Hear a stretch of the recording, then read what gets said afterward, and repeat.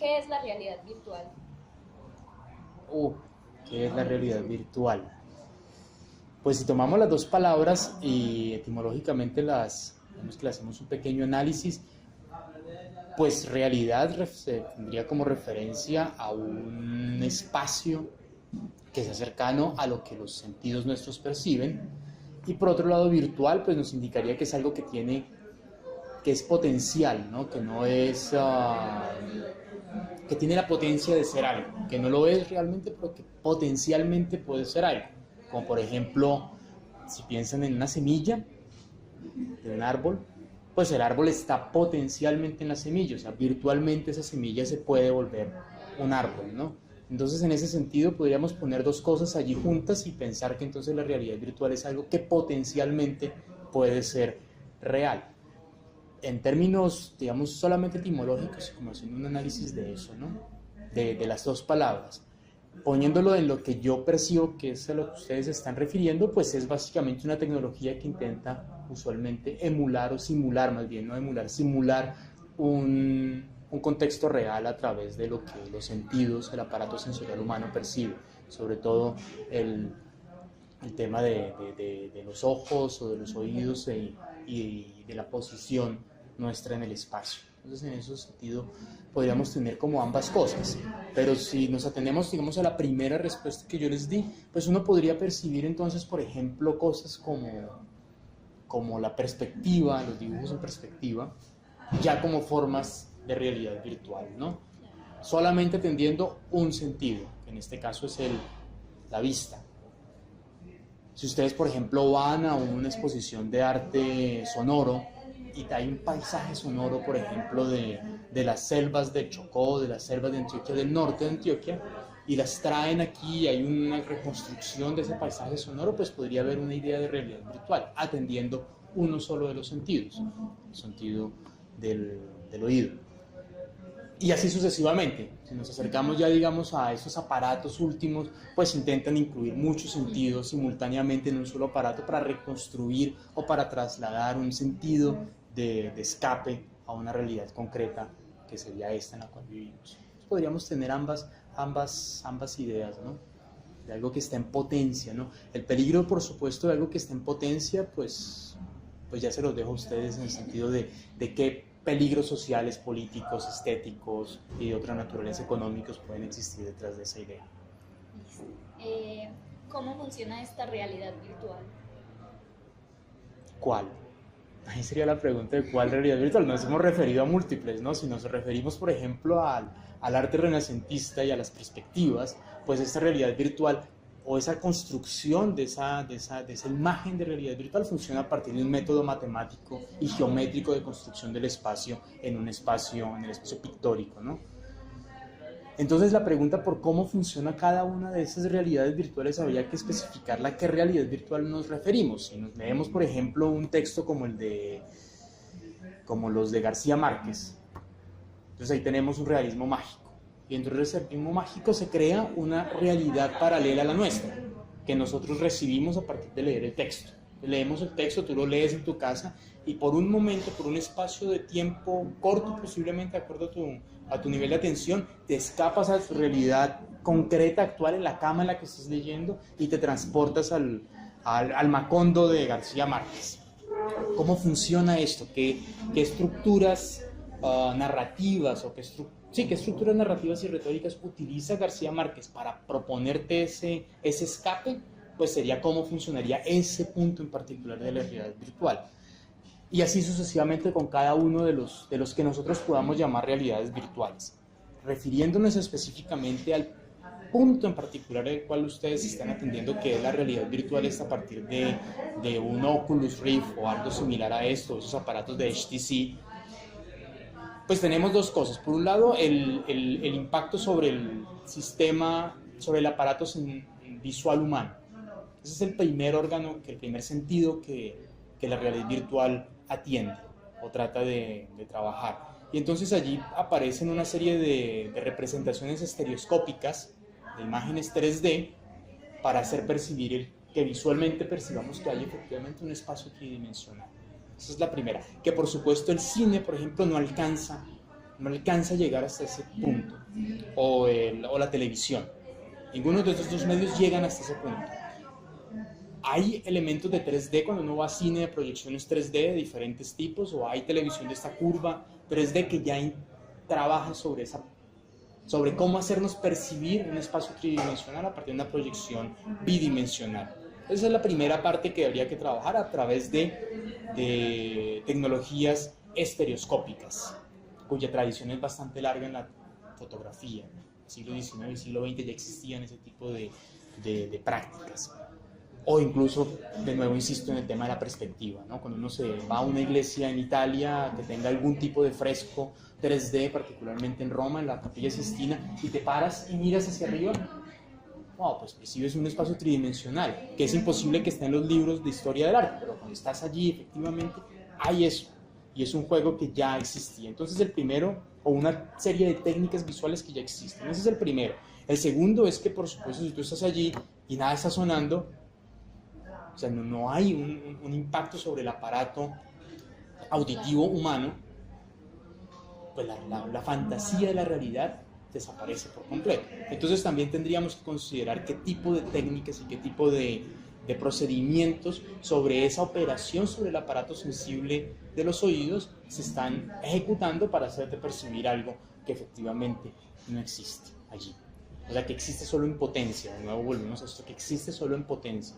Y finalmente un tema sobre, para limitarlo solo a 3 órganos, ¿no? El tema de la posición en el espacio, cómo sientes tu cuerpo en ese espacio. Entonces fíjate que todas esas operaciones de las cuales estamos hablando, sin incluir el tema olfativo o el tema del gustativo, pues tienen que ver con operaciones sobre el aparato sensorial humano. Y todas esas respuestas, cualquier respuesta técnica que ofrezca sobre esto, tienen que estar pensadas sobre los sentidos humanos. Y solamente entran en actualidad, o solamente se vuelven concretas una vez se hacen efectivas sobre esos órganos.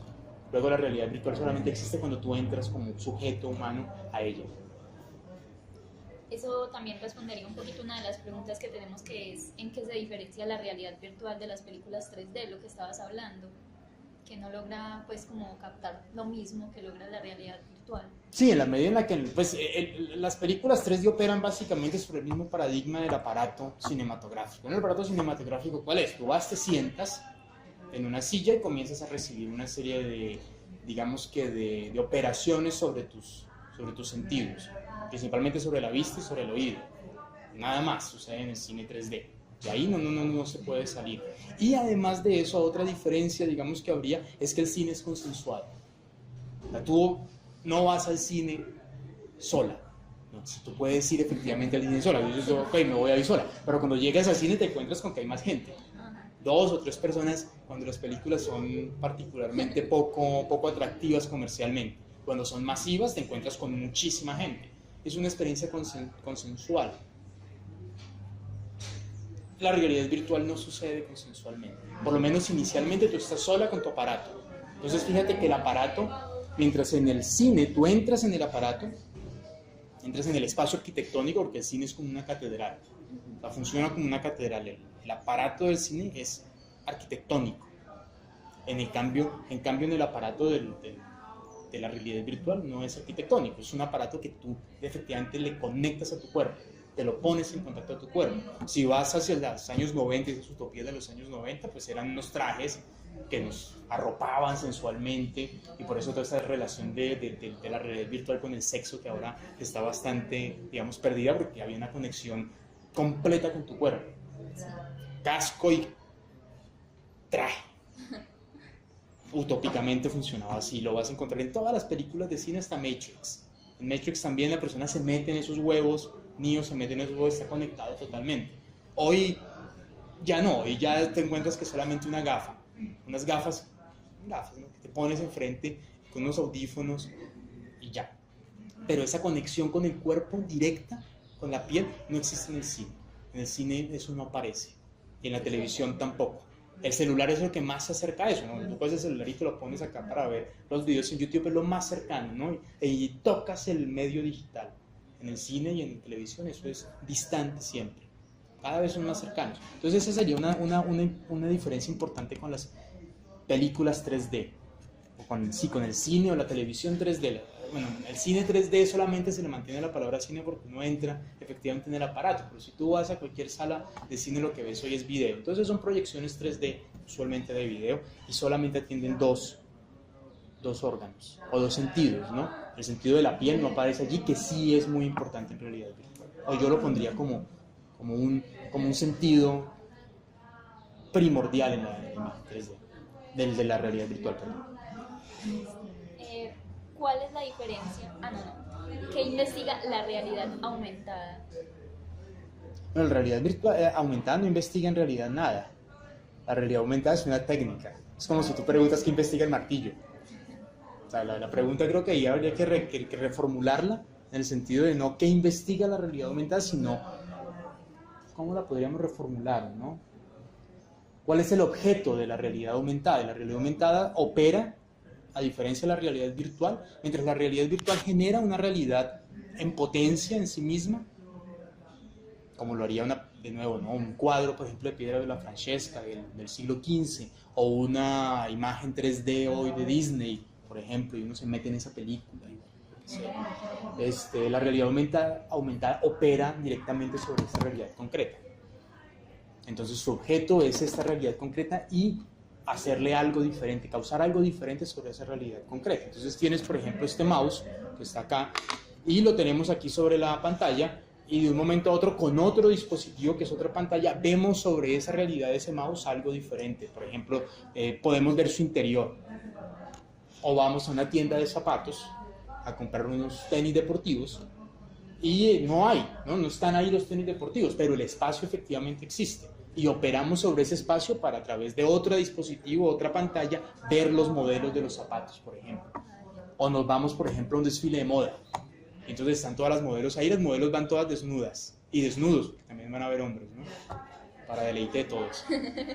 Y con pantallas lo que vemos es sobre esos cuerpos una serie de trajes que no existen, pero estamos operando sobre la realidad concreta, sobre la realidad física. Mientras la realidad virtual ni siquiera nos pondría ahí, estaríamos en nuestras camas o en nuestras oficinas, veríamos otra cosa diferente, los veríamos de pronto a ellos, pero construidos prácticamente de cero. Son dos operaciones diferentes. Son dos operaciones completamente diferentes. Una, y de nuevo etimológicamente nos están indicando algo, ¿no?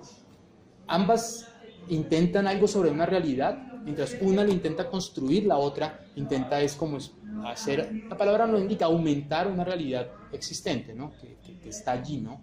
Entonces uno va de paseo por los museos y va de pronto por el parque donde hay muchas esculturas de Botero, y lo que tiene allí es una información adicional de pronto con esa realidad aumentada, información que no existe y que no está concretamente ahí, pero que a través de un dispositivo cualquiera que sea, se complementa o la aumenta, ¿no? Porque esas son dos cosas diferentes allí. Entonces es más como en qué nivel operan o cuáles son las intenciones de ambas realidades en lugar de qué investigan, ¿no? Uno puede, por supuesto, hacer investigación con la realidad aumentada, que es otra cosa, una pregunta diferente. Bueno, eso también responde pues la última pregunta que ¿Sí? teníamos. Mira, 2 por el precio de una. Hábil. ¿Cuál es la diferencia entre la realidad virtual y la realidad aumentada? Entonces, sí, yo creo que es una respuesta relativamente sencilla en la medida en la que si entendemos a qué realidad, primero, o sobre qué realidad estamos trabajando, si es la realidad concreta o una realidad que queremos construir completamente de cero. Creo que la realidad aumentada está mucho más vinculada con un tema de generar o de crear realidades. Entonces uno crea unas realidades con eso, lo puede hacer a través de la literatura, que lleva muchos siglos haciendo. La poesía principalmente es una de esas herramientas que lo hacen, ¿no? El poeta Homero en particular lo hace, crea una serie de realidades narrativas, y la realidad aumentada lo que intenta es aumentar esta realidad concreta en la cual tenemos a través ambas, en la versión más contemporánea, de medios técnicos, ¿no? Y de tecnologías algorítmicas. O sea, funcionan con dispositivos digitales, con algoritmos finalmente. Es bastante pues complicado todo, ¿no? No, yo no creo que sea tan complicado. El asunto es más para generaciones, digamos, más, bueno, no es un asunto que sea complicado en la medida en la que, claro, uno lo puede ver técnicamente y puede pensar, wow, estos son efectivamente tecnologías bastante complejas, en las cuales eventualmente acercarnos a ella nos va a costar bastante tiempo. El complique viene en particular en la medida en la que en muchos casos estamos alejados de esas tecnologías realmente. Hay una apariencia, sobre todo con la generación llamada millennials, como ustedes, que, claro, es que ellos crecieron con los dispositivos digitales, crecieron con celulares, crecieron con computadoras, con tablets, con todo ese poco de cosas, y entonces ellos son muy hábiles en saber cómo funcionan. Pero la realidad es que en muchos casos el acceso es estrictamente limitado. Hay una superficie y sobre esa superficie ustedes operan y nosotros operamos también. Entonces siempre estamos con esa superficie.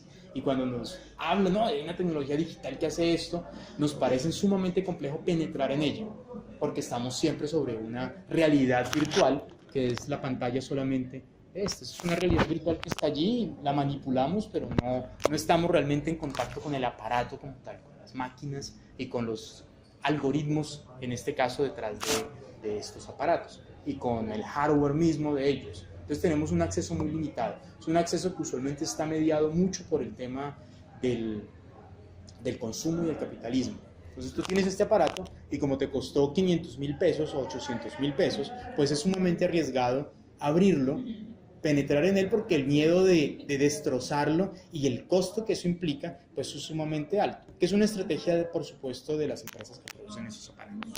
Y además de eso, cuando lo abres, te encuentras con cajas negras que son sumamente complicadas también de desarmar, a menos que tengas una experticia técnica bastante alta. Entonces, bueno, ¿cómo funciona la pantalla? Solamente la pantalla.